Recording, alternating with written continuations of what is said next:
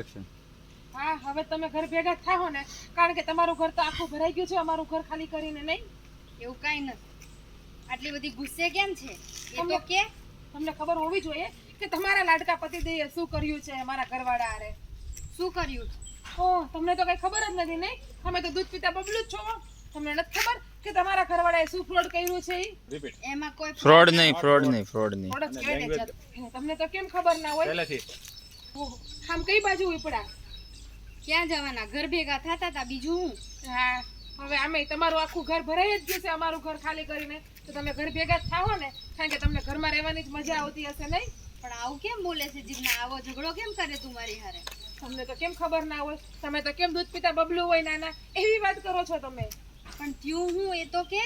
હો, આટલા પણ ભોળા ન બનો ભાભી. તમારા ઘરવાળાએ શું કર્યું છે મારા ઘરવાળાએ તમને ખબર હોવી જ જોઈએ કે એટલો મોટો દગો કર્યો તમારા લાડકા પતિદેવે. હવે મને ખુલીને કહેવો.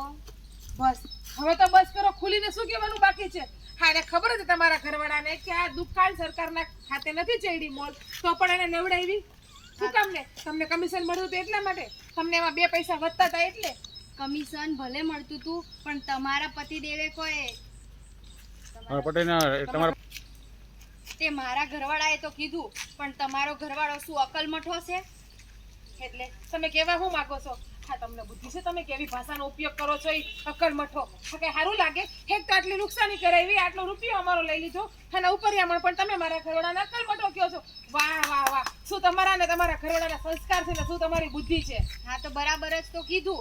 એમને નહોતી સમજણ પડતી કે આ ન કરાય એમ, કે કરાય ન કરાય, હું કરાય એમ? એને નથી ખબર પડતી, પણ તમને તો ખબર પડતી હતી ને. તમે તો એક માણસ છો ને, કે તમે તમારા ઘરવાળા જેવા જ છો, રગે રગે ખોટા, કે તમારા બે માણાના લોહીમાં જ ભર્યું છે આવું બધું કરવાનું. બધા હારે દગો.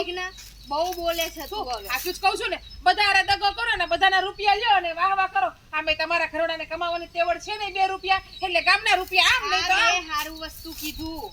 એમાં અમારું ખોટું થયું, તમારું ખોટું થયું. તમારું શું આમાં ખોટું અમે શું થયું? કરીએ? તમારું શું ખોટું થયું? તમારા ઘરમાં તો આવક આવી અમુક આની, જે થયું અમારા ઘરમાં થયું. હા, સમજો કે અમારી પાસે રૂપિયા છે, પણ એટલા રૂપિયા પણ નથી કે અમે જ્યાં ત્યાં ઉડાડીએ અને જ્યાં ત્યાં વાપરીએ. હા, મારા ઘરવાળાની જ બુદ્ધિ ભ્રષ્ટ થઈ ગઈ હતી કે તમારા ઘરવાળાના વાતમાં આવી હા, તો ગયો. મારા ઘરવાળાને એમ કે તમારા પૈસા હોય તો આ મોલમાં હારી દુકાન મળી જાય. અમને થોડી ખબર હતી કે આવું હવે બધું બસ થાય. કરો, હવે બસ કરો. તમને હંધી ખબર હતી કે તમારા ઘરવાળો દગો જ કરે છે, નુકસાન જ કરે છે નહીં, પણ તમારે તો હું રૂપિયાની આવક હતી. તમારા ઘરમાં તો 5 રૂપિયા આવતા હતા, એટલે તમે એનો સાથ જ આપ્યો ને. ખાવ તમારા છોકરાને આવું ખોટું બોલતી હોય તો ખાવ. તમને નથી ખબર આ વાતની? અને તમને ખબર જ છે તમારા ઘરવાળાએ જે કર્યું એ હંધી ખોટું જ કર્યું છે નહીં, તો પણ તમે એનો સાથ આપો. સ્ત્રી તો છે ને હંમેશા જે આપણો ઘરવાળો ખોટો હોય ને આપણે એને પાછો વળીને એનો સાથ આપવાનો હોય નહીં, પણ આ તો આપણો ઘરવાળો ખોટું કરે તો આપણે એની હારે ખોટું કરો આપી દે તો માફું તમે કયો એ કરી દઈએ. અમે કયો એને 20 લાખ રૂપિયા હવે આપી જોઈ દઈએ. જશે આગળ હું થાહે, પણ અત્યારે તું શાંત થા. શું કામ હું શાંત વાત થાવ? કરું એમની હારે. તમે વાત કરશો તો આજે નુકસાની ગઈ અમારે પાછી આવી જાય.